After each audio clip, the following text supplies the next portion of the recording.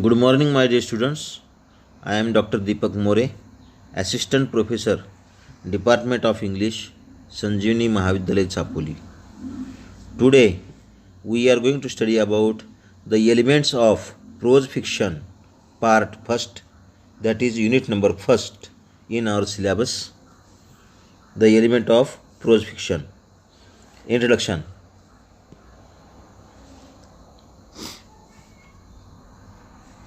Fiction is any form of narrative which deals in a part or in a whole with events that are not factual but rather imaginary and invented by its author.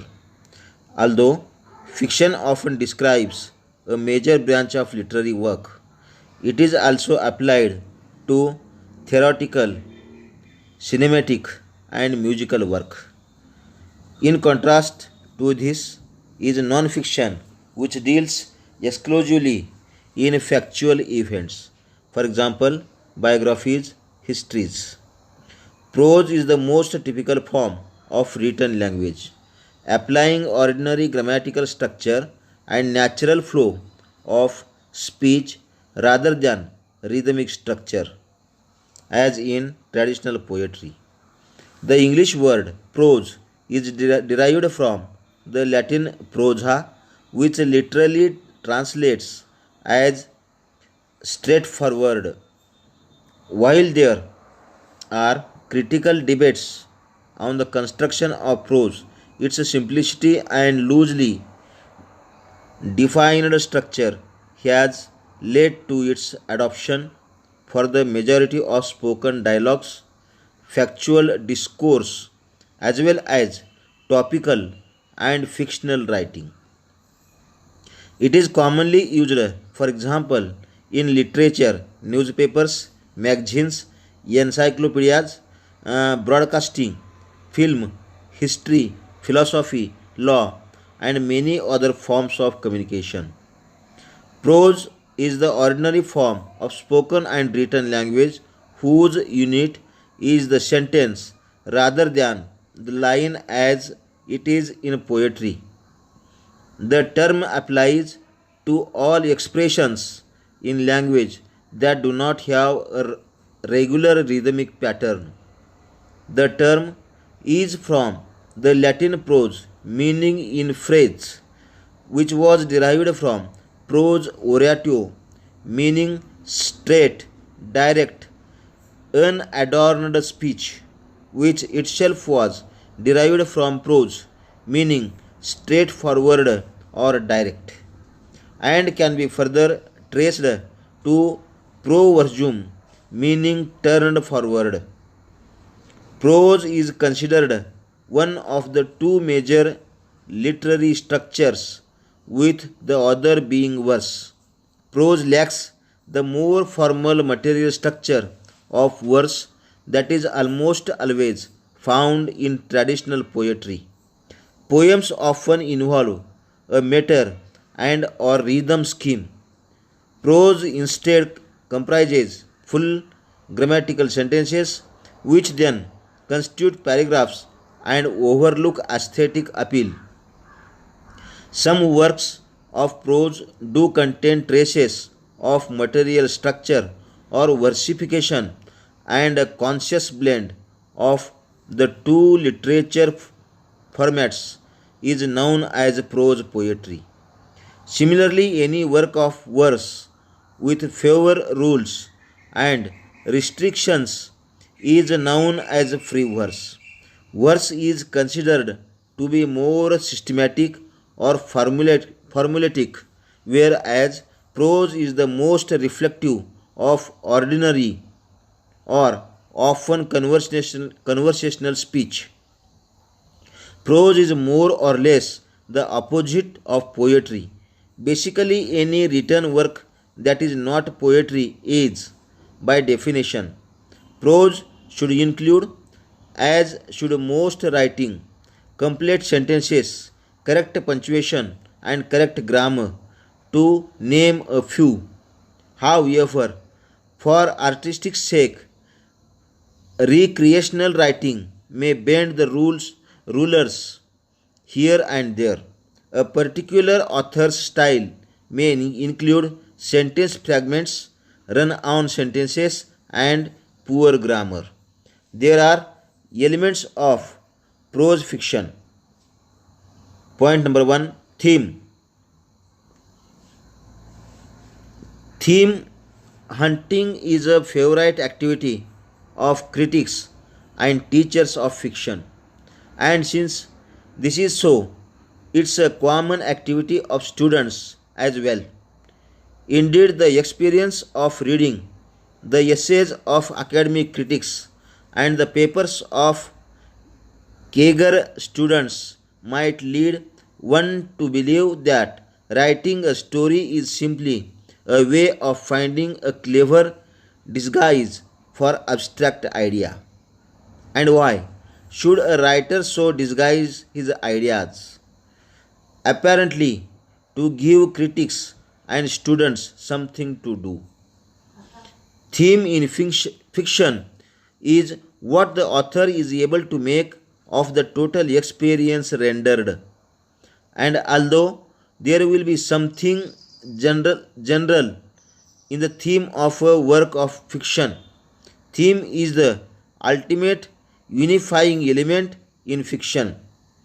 It's a response to the pressure of theme that the author shapes plot and brings character into being, and it is the theme, whether consciously stated or not, that provides the writer with his most important principle of selection. Theme is the main idea that weaves the story together. The why, the underlying ideas of what happens in the piece of literature, often a statement about society or human nature. Explicit theme is when the writer states the theme openly and clearly. Theme tends to be an overused term in English classes. It implies that each story has a secret message that can be decoded if only we can read the clues or possess the secret key. It's a holdover from the exception that stories must have a moral lesson to teach. Point number 2, setting. Setting refers to the place and time. Setting is the local and time of a story. The setting is often a real place, but may be a fictitious city or country within our own world, a different planet, or an alternate universe which may or may not have similarities with our own universe. Sometimes setting is referred to as milieu to include a context such as society beyond the immediate surroundings of the story. Setting, the location and time of a story, is often listed as one of the fundamental elements of fiction. Sometimes setting is referred to as milieu to include a context such as society beyond the immediate surroundings of the story. In some cases, setting becomes a character itself and can set the tone of a story. Where and when the action of the story occurs. In certain stories, the environment can play a significant role. Sometimes, the environment is so important it can act as a character in the story or play a role in the story's conflict. Knowing where and when the story is happening will help you to produce stronger, more defensible interpretations. One reason we read for pleasure is for literature's capacity to take us somewhere else. Then, point number 3, types of settings. Neutral settings. Often the setting is a work of fiction is little more than a reflection of the truth that things have to happen somewhere. The spiritual settings, the expectations aroused in us by a rural settings suggest the few settings are absolutely neutral because few settings are merely physical. Then fourth, the element of setting. The actual geographical location, including photography, scenery, even the details of a room's interior, the occupation and modes of day to day existence of the characters, the time in which the action takes place, for example, historical period, season, season of the year, the religious, moral, intellectual, social, emotional environment of the characters. Point number 5, function of setting. Setting as metaphor. We have thus far been limiting our discussion to the literal presentation of setting. Even what we have called spiritual setting does not essentially involve a departure from the literal, since it extends only to the observable, intangible effect that time and place may have on character and events. Now we shall discuss a use of setting that involves extra literal elements. Atmosphere, a further function of setting related to but not identical with its metaphorical function, is the certain creation of atmosphere. Certain and creation of atmosphere. Atmosphere has been more talked about than defined, and because it refers to the suggested rather than the stated, it may be impossible to define satisfactorily. Setting as the dominant element. Like character, setting may be the element of primary importance in a particular story or even in the work of a particular author. Time as the dominant element. I may works of fiction, the time in which the action occurs is of the highest importance. Place as the dominant element. Work of fiction in which the spiritual setting or place dominates are generally classified as examples of local color or regionalism. The regionalist seeks to investigate the effects of on character of a particular geographical settings, which means of course a spiritual as well as physical setting. Point number 6, plot. Plot is what happens in a story. The story's organized development, usually a chain linking cause and effect. Plot is the first and most obvious quality of a story. Plot first requires conflict which may arise between characters. Plot is the order in which things move and happen in a story. Plot or storyline is often listed as one of the fundamental elements of fiction. It is the rendering and ordering of the events and actions of a story. On a micro level, plot consists of action and reaction, also referred to as stimulus and response. On a macro level, plot has a beginning, a middle, and an ending. Plot is often depicted as an arc with a zigzag line to represent that rise and fall of action. Plot also has a mid-level structure, scene and sequel. A scene is a unit of drama where the action occurs. Then after a transmission of some sort comes the sequel, an emotional reaction and regrouping, and aftermath exposition. Then plot is ticker of the story, the series of events. It is simply what happens and what it happens. It must be added that plot also establishes a causal chain of events. Without motivation and cause or effect, a series of events is just that, a series. It isn't a story.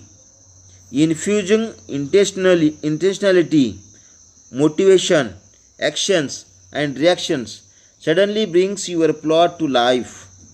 Plot forms the core of narrative art. Keep in mind that plot doesn't have to be told in chronological order. Plot make us aware of events not merely as elements in a temporal series but also as an intricate pattern of cause and effect. Plot in fiction, we mean not simply the events recounted in the story but the author's arrangement of those events according to their causal relationships. The structure of plot. Point number 7. The structure of plot. We may seem to be billboarding the obvious if we note that one discernible pattern is the division of the story into beginning, middle, and end. The beginning may be what comes first in time, the beginning of a story, then in addition to the necessary exposition, gives us the picture of a situation in which there exist sources of instability which may at the outset be latent or overt. The story is then placed explicitly in a historical setting which is presented to us in a general terms before the introduction of any specific action or characters. The middle conflict, complications, climax.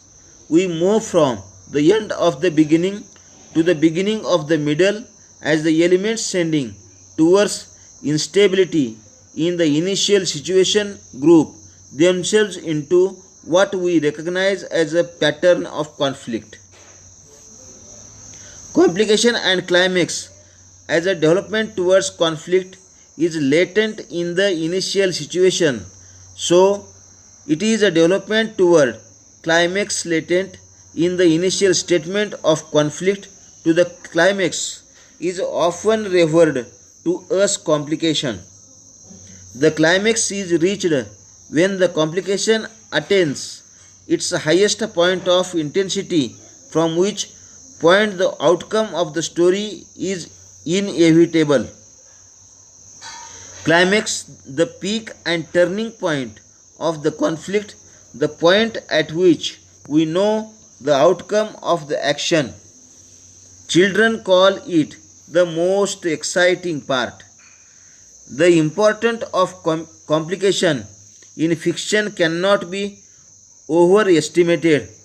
Without adequate complication, the conflict would remain inert, its possibilities never realized. The end is consists of everything from the climax to the denouncement or outcome of the story.